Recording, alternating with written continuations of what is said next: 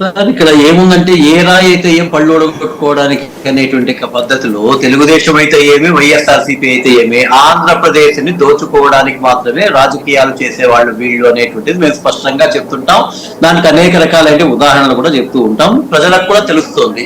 ఇసుక పేరుతో దోపిడీ కానీ, మద్యం పేరుతో దోపిడీ కానీ, భూ కబ్జాలు కానీ, రకరకాలుగా ఆ పార్టీలో ఒక 10% ఎక్కువ ఉండొచ్చు, లేదా ఈ 10% పార్టీలు ఇక్కడ ఎక్కడెక్కడ అవకాశం ఉందో అక్కడ జరుగుతూ ఉండేది అందరికీ కూడా తెలుసు. మేము ఎంతసేపు అయినా ఏమనుకుంటామంటే, ఇప్పుడు శ్రీధర్ గారు అన్నారు వాళ్ళు తెలుగుదేశం కంటూ ప్రత్యేక హోదా పేరుతో అడిగారు, ఏ ముఖం పెట్టుకొని మీరు ఓట్ల దగ్గరికి అడుగుతారు అన్నారు. రియల్లీ హ్యాట్స్ ఆఫ్ అని చెప్పాలి.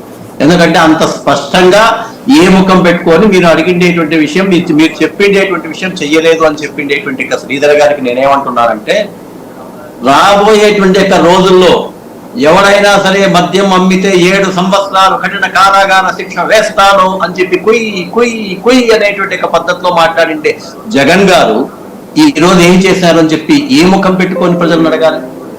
రెండవది, ఇక్కడికి వస్తే ప్రత్యేక హోదా, నాకు 25 ఎంపీ సీట్లు ఇస్తే నేను ప్రత్యేక హోదా కేంద్రం మెడల వంచి తెస్తాను అని చెప్పినటువంటి జగన్ గారు కనీసం ఆ యొక్క ప్రయత్నంలో ఏమైనా సక్సెస్ అయినారా, కనీసం ప్రయత్నమైనా చేసినారా అంటే ఏమీ లేదనేటువంటి విషయంలో ఏ ముఖం పెట్టుకొని జగన్ గారి యొక్క పార్టీ యొక్క ఈ ప్రజల దగ్గరికి వెళ్ళాలి?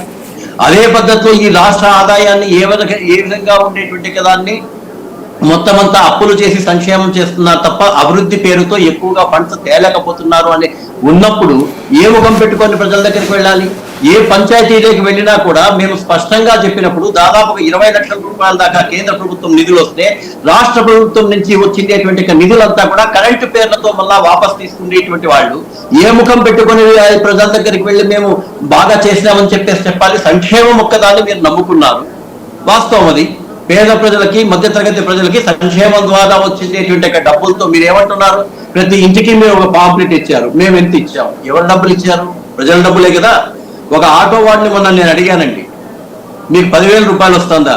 అవును సార్ 10,000 రూపాయలు వస్తుంది, 90,000 బొక్క పడుతుంది అన్నాడు. అదేంటిరా అన్న, కర్ణాటకకి ఆంధ్రప్రదేశ్కి 12 రూపాయలు వారా ఉందండి. రోజుకు ఆ విధంగా 12 రూపాయల వారా ప్రకారం అయితే నేను 4 లీటర్లు వేసుకుంటాను, 50 రూపాయలు. నెలకు ఆ విధంగా లెక్కేసుకుంటే ఎంత అవుతుంది? ఆ విధంగా డబ్బులు పెట్టుకుంటారండి అంటున్నారు. ప్రయాణికుడి దగ్గర వసూలు చేస్తాడు, తను ఏమైనా జేబులో పెట్టుకుంటాడు ఏంటి? ఎందుకు సార్? అంతే కదా, ఇప్పుడు ప్రయాణికుడి మీద మళ్ళీ భారం పడినప్పుడు ప్రయాణికుడు ఫీల్ అవ్వాలి, ఆటో డ్రైవర్ ఫీల్ అవ్వడం ఎందుకు అప్పటికే?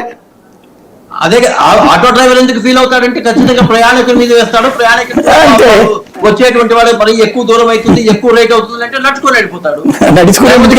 వెళ్ళిపోతాడు. చాలా మంది ట్రాక్టర్, మీరు ఆటో వాళ్ళని అడగండి. ఇప్పుడు ఆంధ్రలో కూడా చాలా మంది ఆటో వాళ్ళని అడిగితే, సార్ మాకు అసలు బాడుగులు లేవు సార్. ఇప్పుడు వాళ్ళకి ఇంకోటి, మీరు ఇందులో చిన్న మిస్లీడ్ అవుతున్నారు. వాళ్ళు రేపు చంద్రబాబు నాయుడు ఫ్రీ బస్ ఇస్తానంటే ఇప్పుడు తెలంగాణలో పరిస్థితి అవుతుందని వాళ్ళు రివర్స్ అవుతున్నారు.